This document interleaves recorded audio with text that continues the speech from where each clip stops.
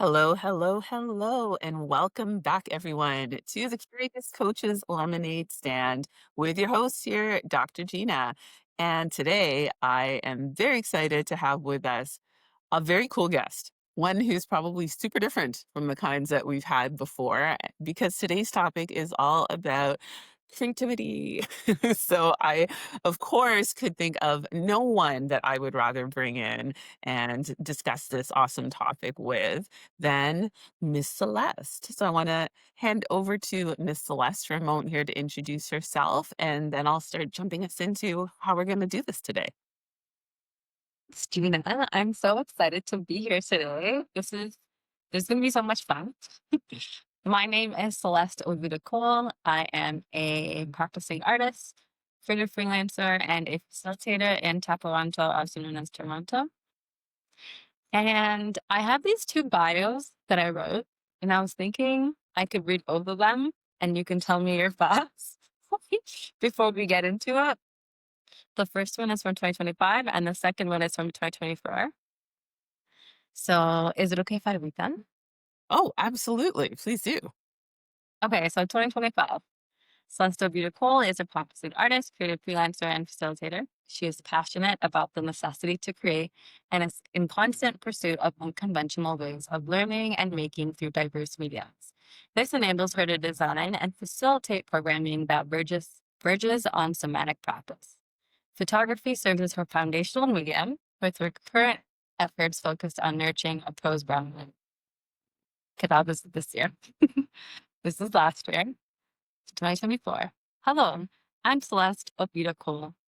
I am the conception of two people born in Guyana, South America / the West Indies in the early 60s, one migrating to Canada in their childhood and the other one in their early 20s.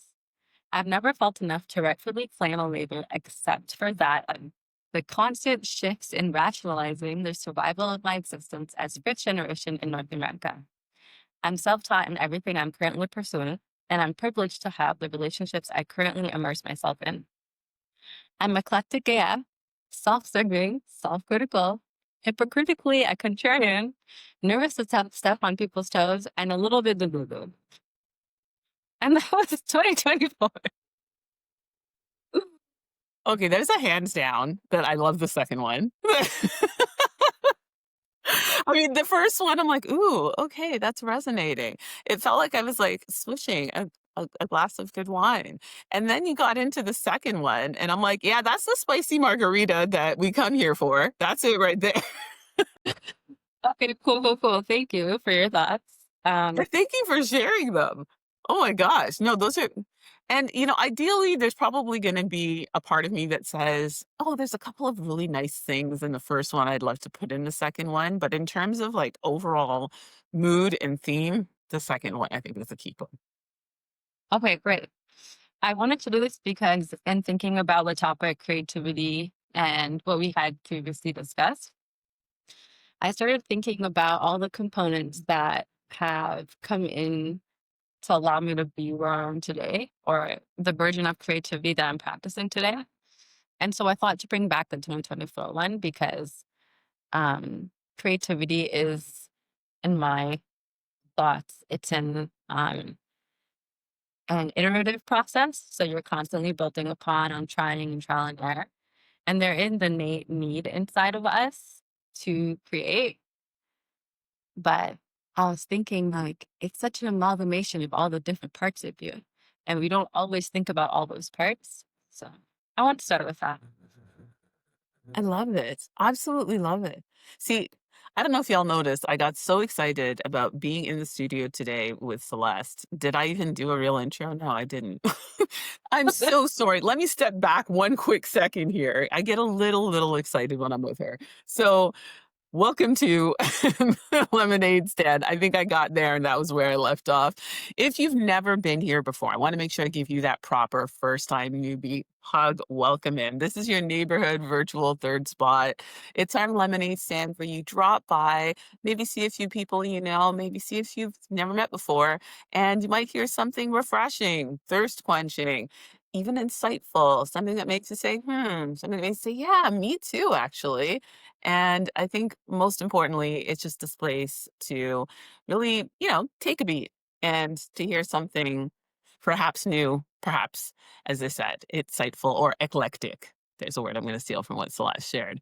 And we always say that we love to take all the lemons that life throws you here and sip, squeeze, and savor them with style. And that style part's really going to get focused on today. If you've been here before, thank you so much for returning. So appreciate having you back after I think the longest break I've ever taken so far since starting the lemonade stand. I think it's been at least 2 weeks since my last post. So I was just squeezing that last bit out of summer. Can't blame me for that.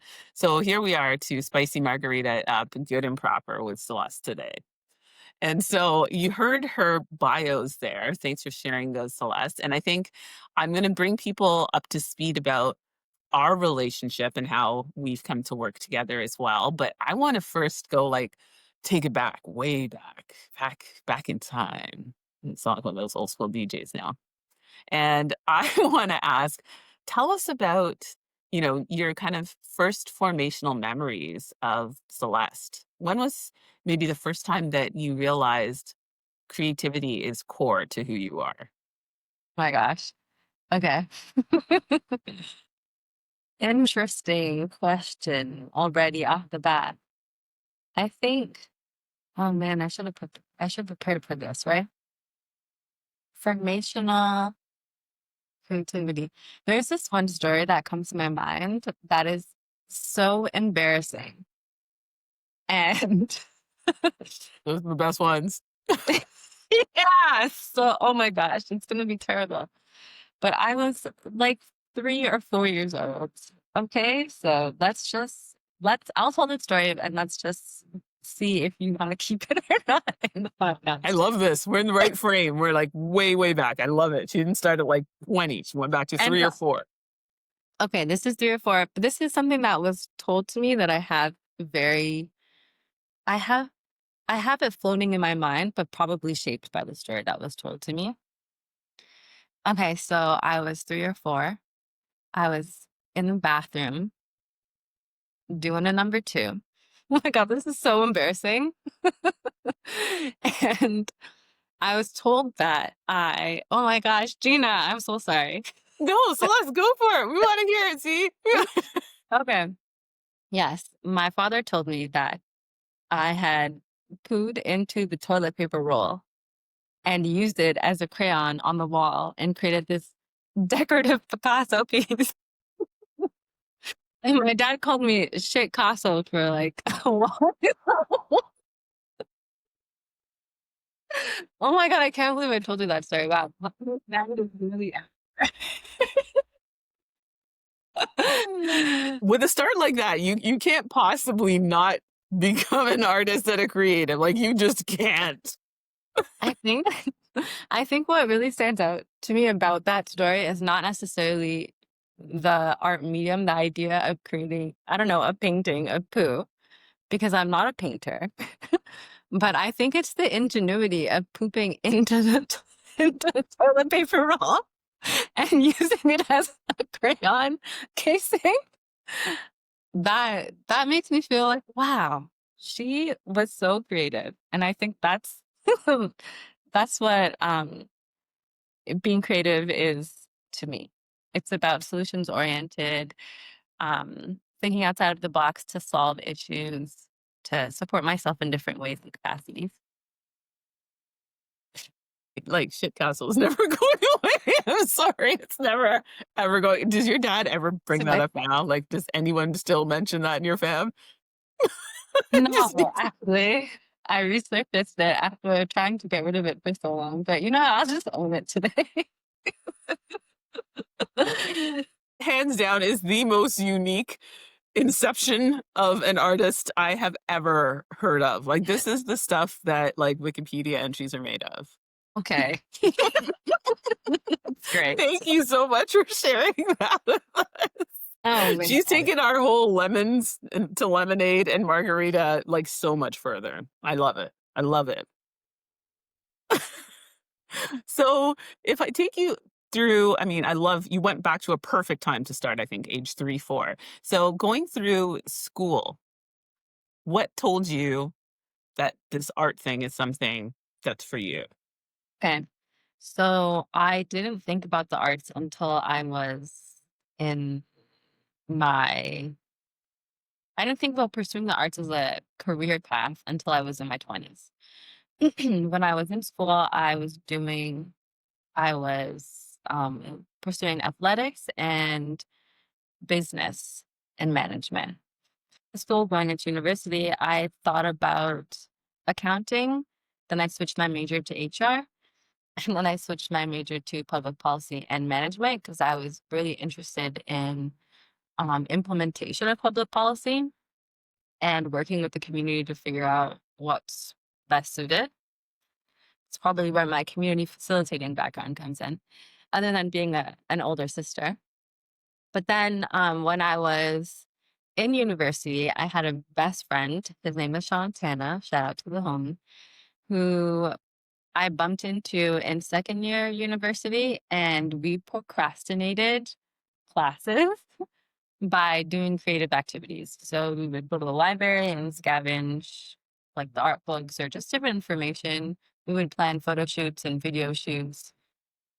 Specifically, we planned to do a photo book called Twists in Reality, where we were going to document around the school twist in reality. So instead of, having everyone line up at the hot dog stand to get hot dogs, everyone was lining up with hot dogs, and the sale hot dog salesperson taking was doing the opposite. So they were taking the hot dog, giving money. So things like that. We just wanted to be unconventional. We never made the book, but we started a creative community that nourished a lot of our own creative practices, and I would say help shape our identity of how to navigate towards where we are today. But also shaping how we engage with creativity. So to dive into that a little bit more, I think my process is very collaborative. Yes, I can sit in one space and do a lot of work, but I need to engage, I need to talk to people.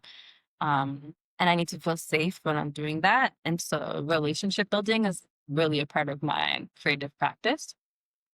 And so starting that community with him and kind of working since I want to say it's 2011. Um, that's kind of what pushed me to being here. That's a good long time. I mean, that's yeah.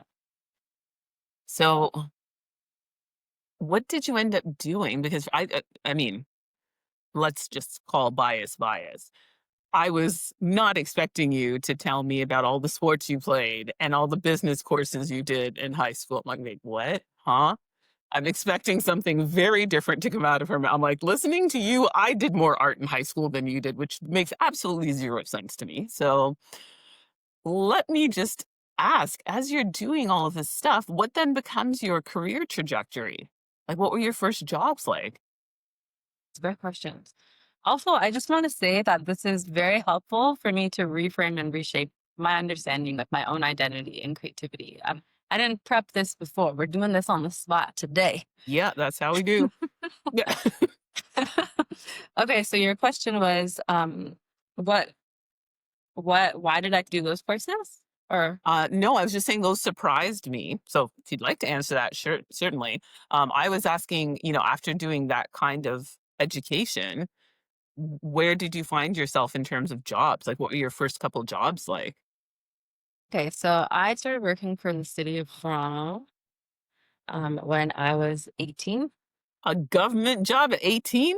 A government job at 18. And before that, I was working in telecommunications. So TELUS, I was a sales rep.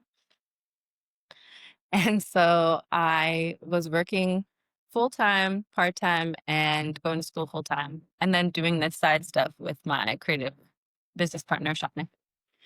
I don't know. Looking back, I don't know where I had all that energy. I don't know how I was able to do all of that. I remember having a lot of fun, but I also remember having lots of anxiety.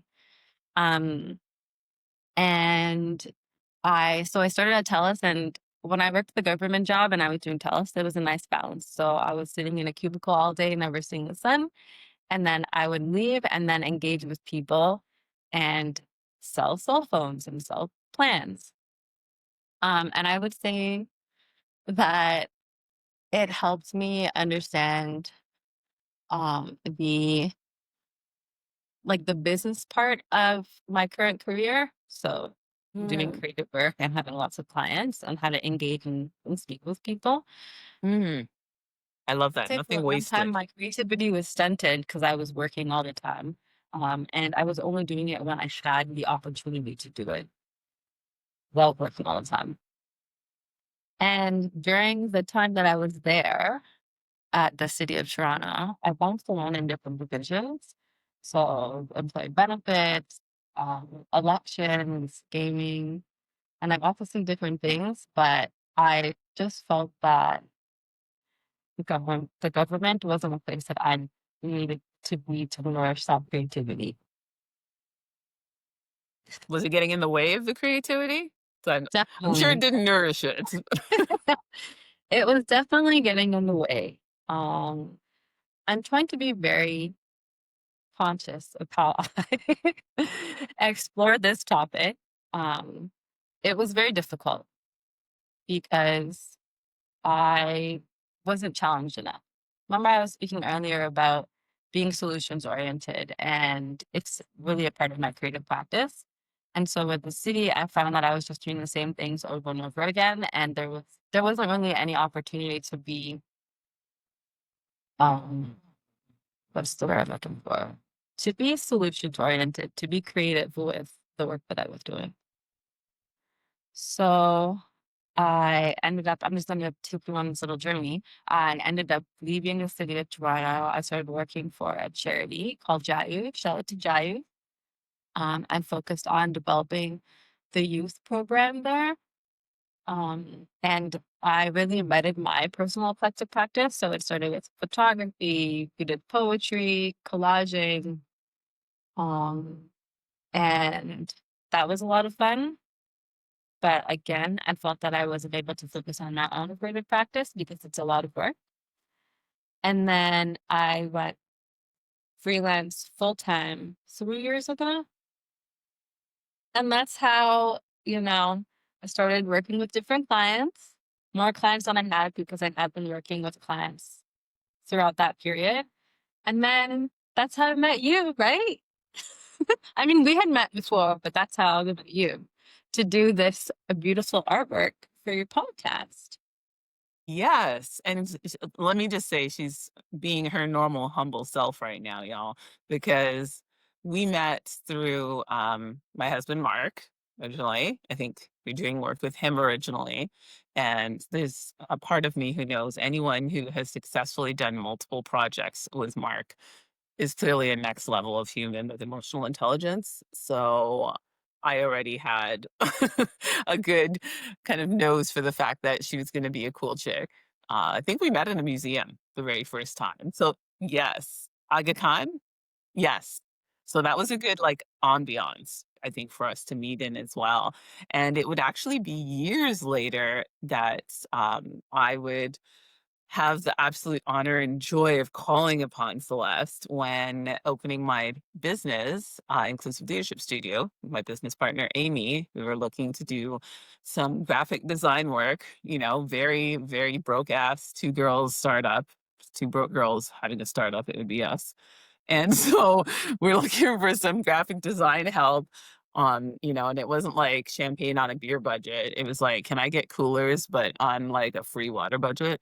And so when we came to Celeste and said, this is what we need, and these are the poor amounts of money we have, Celeste was just this absolute superstar and gave us um amazing sessions. So when you say you're collaborative, Celeste, I'm evidence of that. I remember the three of us sitting in sessions where you'd have us, online with you, looking at different creations you'd made.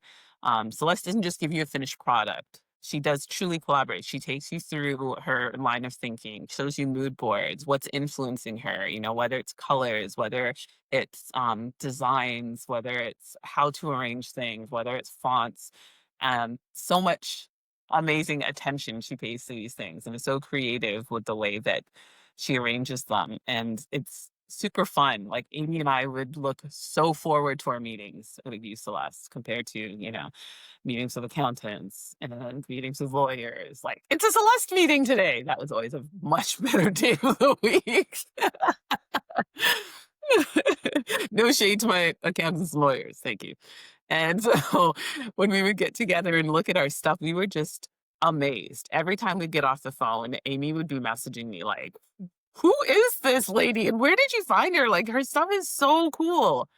And it wasn't just her stuff either. It was who she is and her way of working. So working with Celeste really is a gift. And then we took that a step further, did some individual work when I said, all right, see, I've got this crazy idea of starting this podcast. I'm gonna need some photographs for it. And I think I'm gonna need like some graphics, like maybe something that shows me in like podcasting form. And of course, she came through with the awesome stuff. And so when you see little me, when you log on or in the little corner in the of your screen right now, that is all of Celeste design work. And just because I was meeting with her today, I could not miss the opportunity to wear the actual shirt that I was wearing when she did the photographs upon which this amazing pod art was based. Because what do we call it? My curator shirt, my art kit, my art fit. Yeah. Your art curator fit. So Which I just totally love. So yeah, and that's, how I got to be, privileged to be in Celeste's life. And if you're coming to our retreat or if you're thinking about it, please do know that this awesome lady is going to be there doing some documenting with us as well. So an amazing opportunity. She will definitely make you look good while you're feeling real good, getting your holistic health and wellness on. So, yes, always more to look forward to. So, I'm gonna ask, what might be in the back of some people's heads. I know when I personally left certain jobs in life, people being friends, acquaintances, general public, "How could you leave job X? The pension, the this, the that, the benefits, and it's like, yeah, but my soul is dying. And so when you're describing your experience with the government, and I'm watching her and the wheels turn in her head. I'm like, Celeste is trying to be diplomatic right now.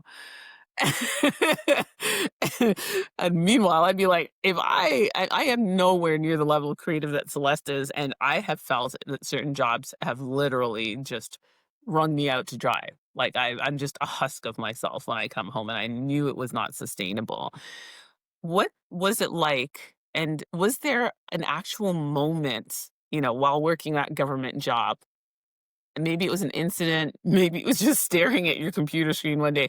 Do you remember when you thought to yourself, "Yeah, this isn't it. Yeah, I gotta move on from this. This just isn't it for me." yeah. Okay. We're really gonna get into it. Remember in my bio I said I'm a little bit delulu.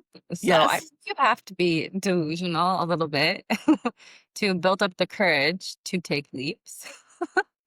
Um, It's a thin line between Delulu and courage. I say that all the time. to know haunts me a little bit every now and then. I get my owner's emails.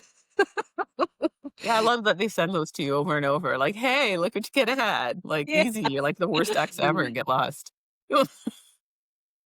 Okay, so to be fair, okay, I'm gonna be completely honest here. So to be fair, working for the city and the relationships I had and the work that I did help.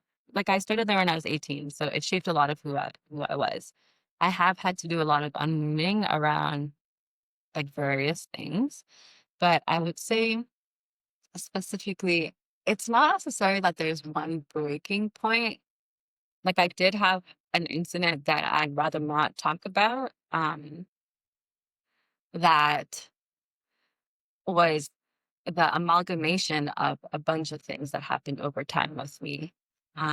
So, I didn't have the language back then to understand that I was neurodivergent or that I had ADHD and that I was spending a lot of the time during the day accommodating and supporting people and then doing my work when everyone was gone because it was silent. So I spent lots of hours there.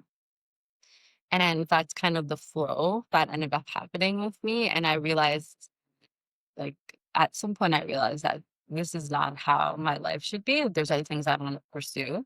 And I don't have the time and space because of what I've built for myself. And I spent lots of time talking to my partner, talking to my friends. Um, Shout out to Mark. Mark was one of the first people who became a client of mine through my friend Maya Stitsky, Dr. Maya Stitsky, because who allowed me to take my creativity seriously and, oh, I can get paid for this. Oh, people are actually engaging in a way that is not just a one-sided relationship. It was feeding me in the way that I wanted to be fed.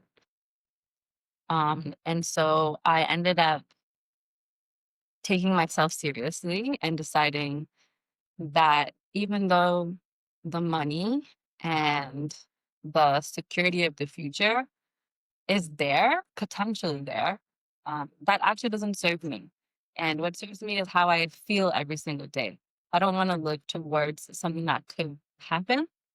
And so that shaped my transitioning into the charity, which I I feel that in order to push myself, I had to villainize things. So I had to villainize the city, the public sector, the public's money is going into here and it's paying me. And what am I doing? And then when I moved to the charity, I was thinking, I'm doing youth programming and I don't have all of my stuff together. Who am I to be, presenting myself and showcasing myself in this way with the youth? And so A little I bit of kept imposter villainizing. syndrome. Yeah, exactly. And then I just said, you know what, this is none of these things are how I want to spend my day. And so then I pushed, I jumped, I freelanced. It was difficult. I was not in the place that I was when I was moving to the city financially. I was broke. But it transitioned to, wow, even though I am not as financially stable as I want to be, I am so much mental clarity. I have no lower back pain. I have no body aches. I'm frolicking around, enjoying my time.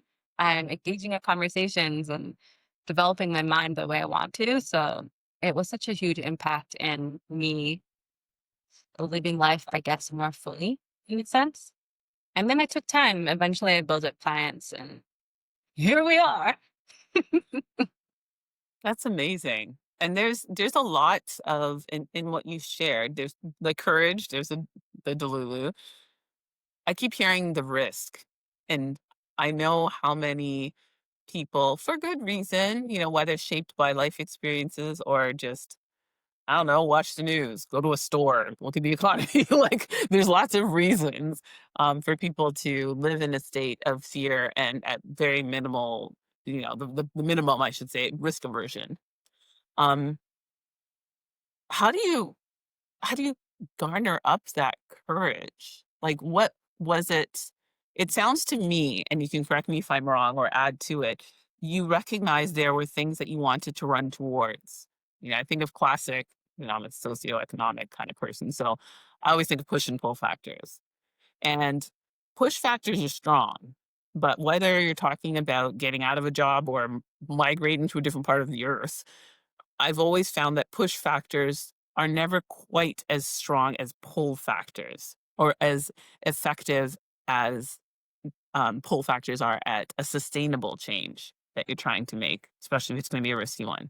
So, in what you shared, I heard push factors, but I also heard really strong pull factors.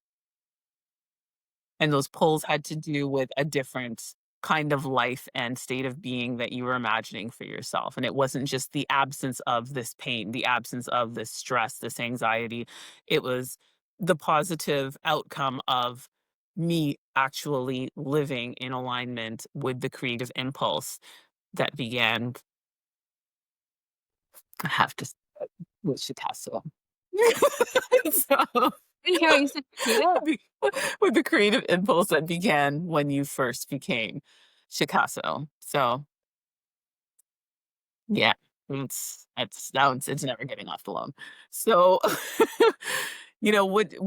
what would you say was the toughest part of making that decision and making that move? Capitalism. Yeah, right? Sorry. Eek. Okay, so I think it's really trusting yourself physically and mentally. And I'm trying to think about how to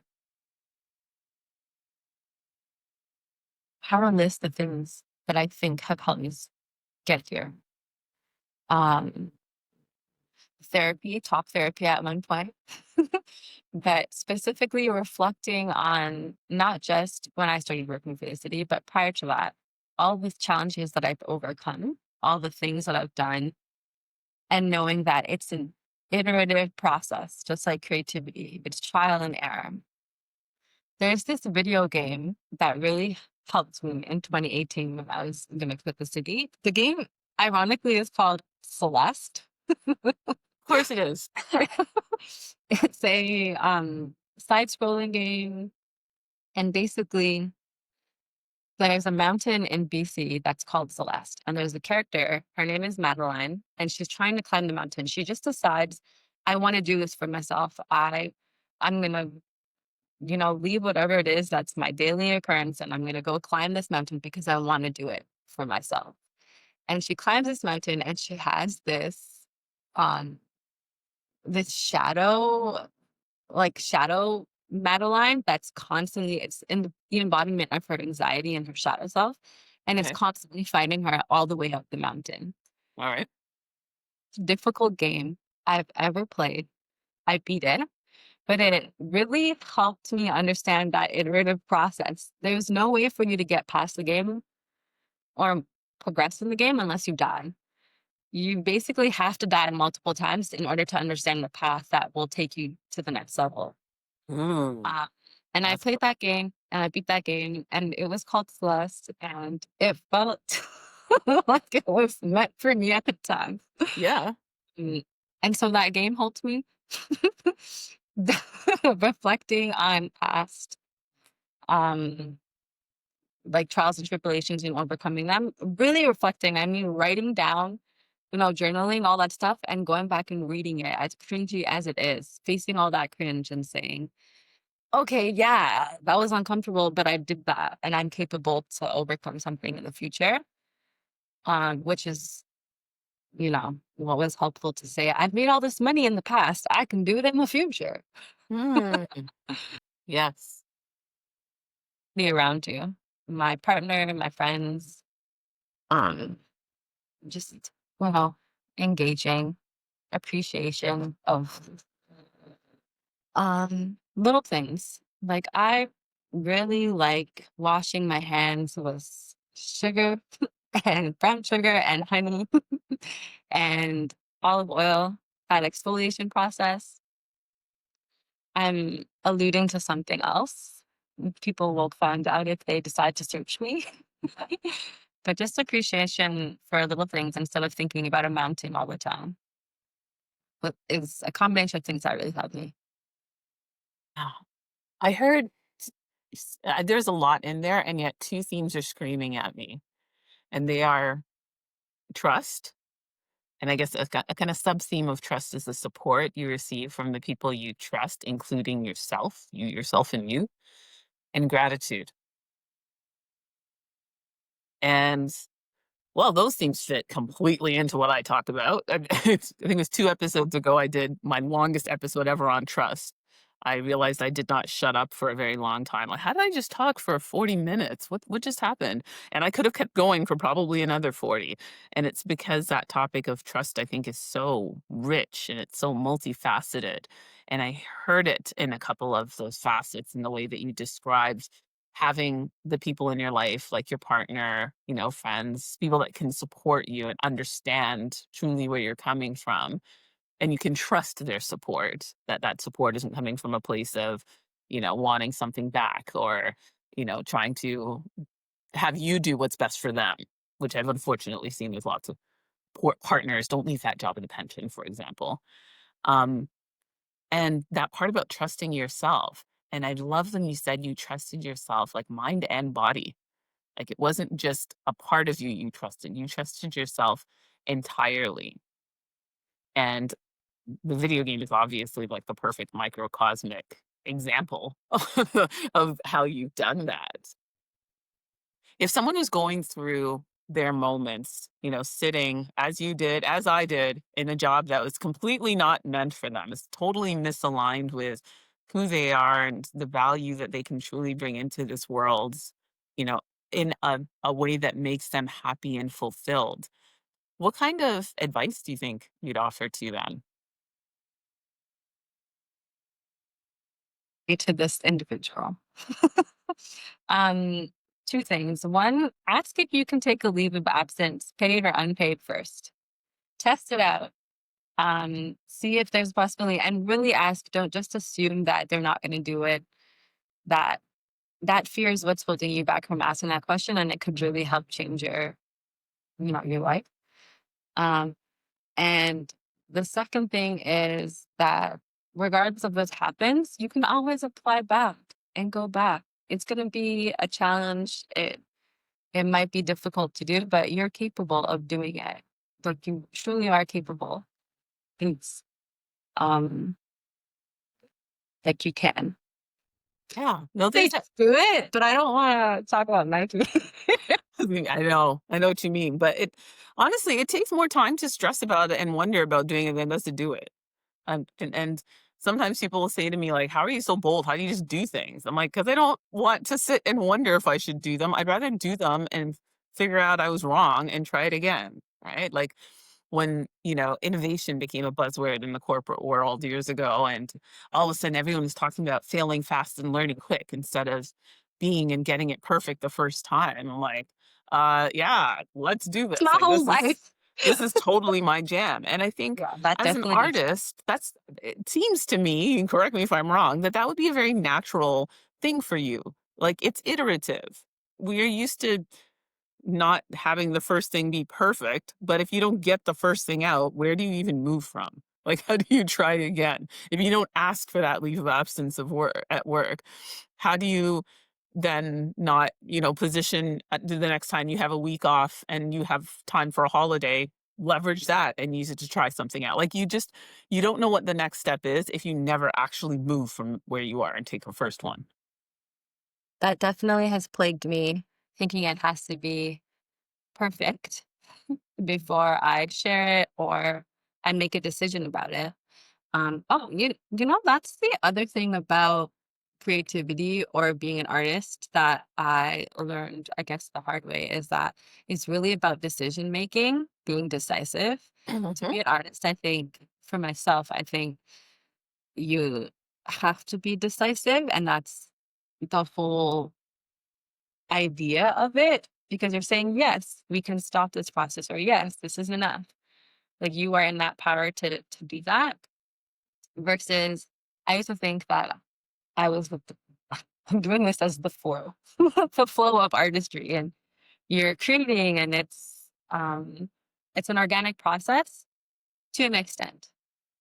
I think that it is a combination of being decisive and making decisions for yourself and applying that agency. Uh, yeah, Yeah. Yeah, I agree because that decision is needed to make the first step. That decision is needed to trust yourself. It's needed to I'm gonna come back to your capitalism comment. It's needed to decide that you're going to behave in a way that empowers you, that is not necessarily in alignment with the written text that capitalism gives us. And that's definitely what you're in when you're in a government job or any job like ones I've had with that fat pension sitting at the end of the not rainbow for you. And so, aside from the courage, aside from the risk taking, what does it mean? Like, how do you actually step out of capitalism in some way, shape, or form to empower yourself and to engage your true self and your true kind of purpose and calling and the work that speaks to you? Because I'll give an example. So it's you and I.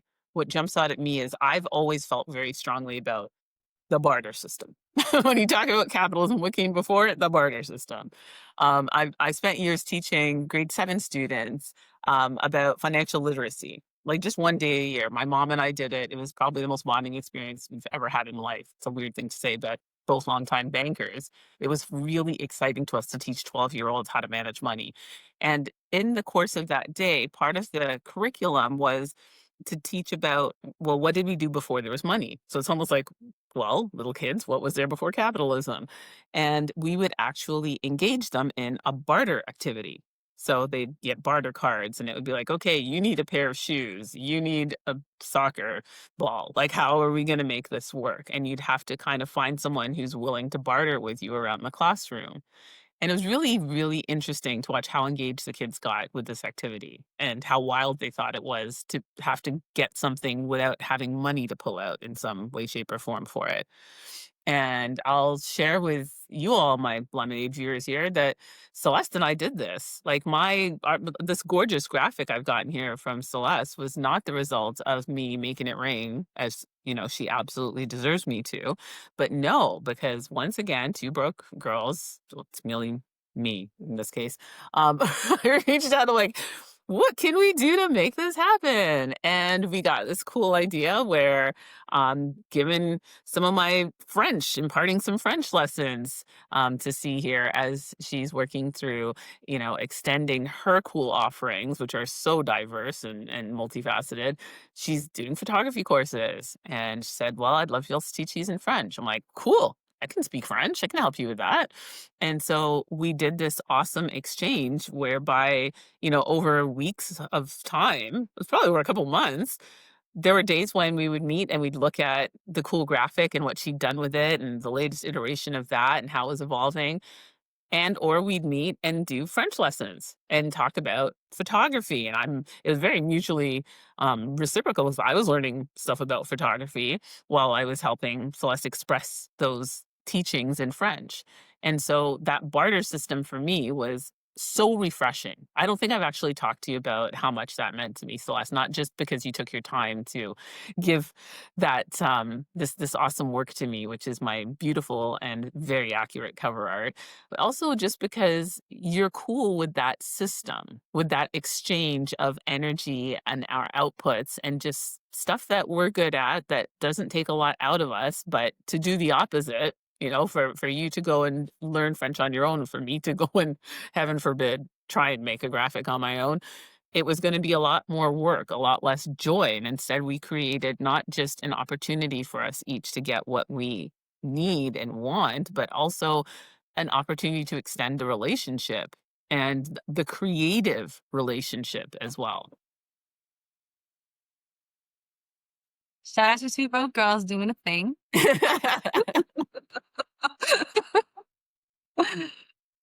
Okay, that's really great to hear. Thanks for sharing. It was a lot of fun. Yeah. And I'm just like, do you do that in life? Like, do you have other folks that you're bartering with right now for other stuff? Yeah.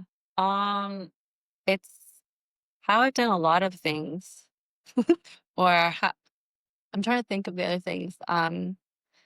Bartering. So I have a variety of skill sets and mediums. So I've done it with project management, managing someone's initial startup of workshops and programming. I've done it with um, uh, working out, personal training, swapping like photography. Shout out to Jay at Jungle Toronto. I've done it with a recent. Currently, I think I might do. There's a band called Janiac Jr. that I've been photographing, and I'm trying to learn to play the guitar, but I gotta cut these nails, which is heartbreaking, but it's okay. And the lead singer and bassist of the band, his name is Darren, and he's gonna swap teaching me how to play the guitar for future shows to document. Because I've been working on for a year, and I was like, okay, you can keep paying me, but I also want to learn the guitar. So let's swap. So the barter There you system go. is a great tool. People Yeah. should use it. Yeah, it feels good because to barter, you also need to see and understand the value in someone else, which in itself is such a important part of that connection and relationship building that I think in the end, you tend to have good relationships with people you barter with, at least if it goes well. I hope so, yeah. I So think too, true. you don't have to barter everything, right? You can pick and choose what how you want to feel and what you want to do. So that Yes. Yeah. Which again comes back to empowerment. Now I'm going to bring something into this session that I have not with any of my other interviewees, much to their dismay. So, everyone I've interviewed before, especially Star, probably Amy too, I think even Dat, they're going to get really mad right now because I'm going to get to pull you a tarot card. I always end recording. I'm like, oh, that was great. And they're like, where's my tarot card? Oh, I didn't know you wanted one. I don't usually do those during interviews. So I figure who better than the creative to pull the first tarot card? exciting. We're so excited. So I'll do it sort of the same way I normally do. So here are the cards, everyone. I'm always shuffling on camera. And these are Tarot of the Divine. And they have great storylines behind them. So I brought the little booklet with me too, right? So it's inspired by deities, folklore, and fairy tales from around the world. So it's Yoshikano's deck. It's a very popular deck, beautifully illustrated cards. And it really is like a global pantheon of cool mythologies and stories. So what I'm going to do is pull a card here and got to see how this card connects to what we've just been discussing with Celeste. And as always, I have no idea what card's going to come out. The 8 of Swords. Wow. This is a very stressful card. Many of people like to say it's a Virgo card. I happen to be a Virgo. Shout out to Virgos. It's our season. I'm going to read you what the 8 of Swords in this deck is about. It's about stress, as you can see. She's trapped in those swords. But there is a bit of a deeper meaning that holds a little bit of hope. It's not all negative. So this is from the French fairy tale of Donkey Skin, which I'd never heard of before this deck. The Eight of Swords represents being caught up in your own insecurities. Donkey Skin was forced into hiding to escape a bad situation. Now she's faced with the decision to continue the life she's created or to step out of her self-made prison. Hmm. I'm thinking about those beautifully big, fat, pensioned, high-paying jobs. And just how much that has and continues to be for I know so many of my friends, especially self-made prisons. And the fact that you spoke of decision making earlier, Celeste, I think is really key too, because it's saying this is a juncture, this is a pivotal moment of choice. The Eight of Swords can't hurt you because it's self-imposed and only you can decide to get out of it. So in any depiction I've seen of the Eight of Swords, unlike something like the Ten of Swords where they're actually in her back, the Eight of Swords, they're always around and never actually in the person in the card, right? So, and that really is to underscore not only is it self-imposed, it's not even swords that you're trying to pull out of your body right now. They're just scaring you because they're there. And so it actually represents here, it says anxiety, victimhood, feeling trapped, paralysis, and crisis. So this is one of those cards where you actually want to have as a reversal, right? So in the reverse, this card would mean freedom, new perspectives, taking a stand, strength, and healing. And when I describe that reversal, how does that sound to you, Celeste, in comparison, the time that you are feeling that sense of perhaps being trapped in a government corporate job versus how you're feeling now as a kind of full-fledged creative who is empowered to work how, when, with whom we want to? Okay, so this card just casually summarized the whole chat. It does every time. I never know how. Yeah, the cards always know. Okay, so I would say that the reversal is a reflection of, um, I guess where I currently am. Um, there's something that's like gnawing at my brain that I want to say because it's not like I, quit the city, quit the transition job and everything's like perfect and great. I mean, it is the best version that I can imagine, to be fair.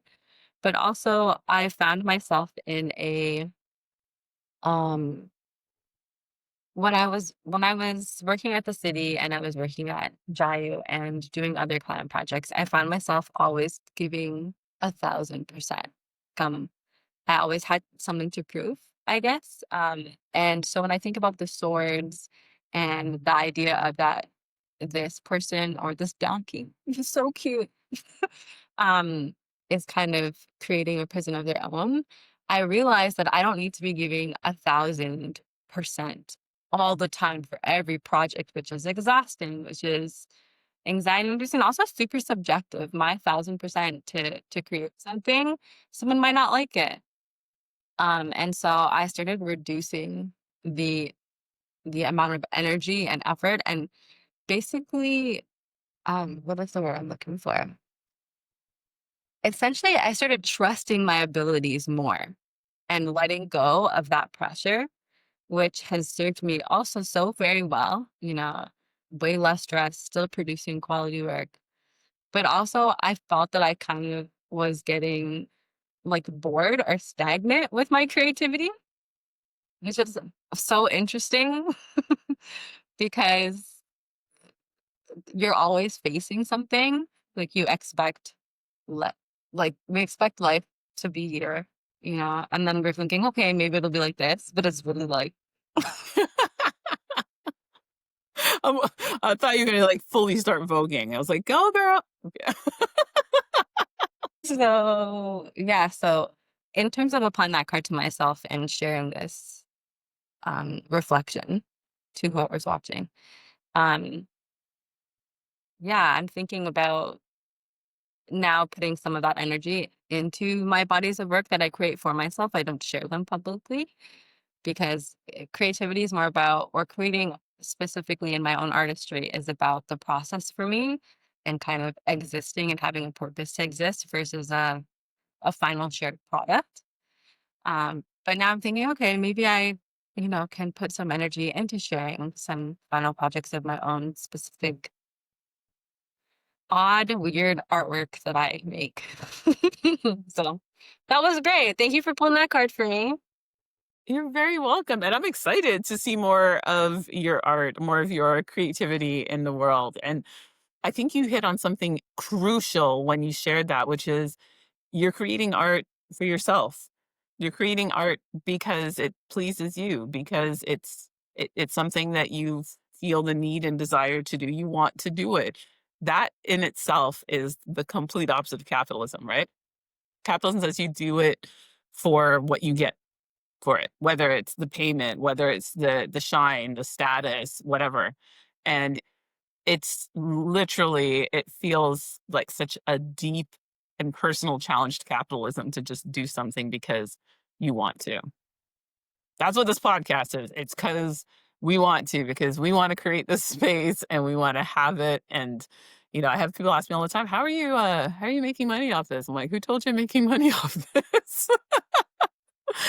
That wasn't why it was created.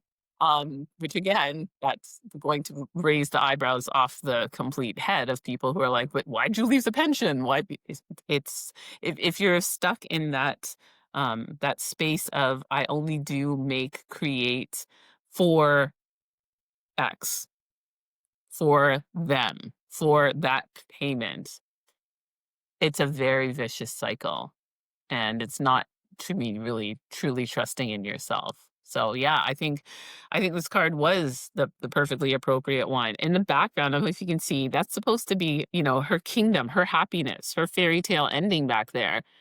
And she can see it. It's outside the cave door, but you kind of got to move out of the swords that are not actually in you or touching you right now. They're not actually harming you. It's the threat of their harm that's keeping you frozen in place. Yeah. So right there, the fear. Well, Here's to life lived with a lot less fear. I love, I don't know who said this one, fearless. It's not about not having fear. It's about fearing less, about feeling the fear and doing it anyway. And Oh yeah, you that's said that to me when we first started working together when I was getting to know you. And I was did I? because black and white thinking over here, it's gotta disappear for me to exist. But but obviously that's not the case. Glad it stuck. Glad it stuck. Well, Celeste, I'm so grateful. Our time just flew by. I cannot believe we've been having this conversation for nearly a good hour. It's been total magic. I'm not shocked, to be honest, once we get together and start. And I'm just so grateful for you to spend some of your wonderful artistic time with us today. We have heard some super insightful and resonant stories. I'm sure lots of listeners and viewers are connecting with you. And I hope more than anything, it functions as an invitation for them to further explore themselves and who they truly are and what they truly want, even if it means going back to a memory at age 3 or 4 and thinking about that. I was thinking it's gonna circle back somehow. It's coming. I know it's coming. It's just that's beyond gold. That's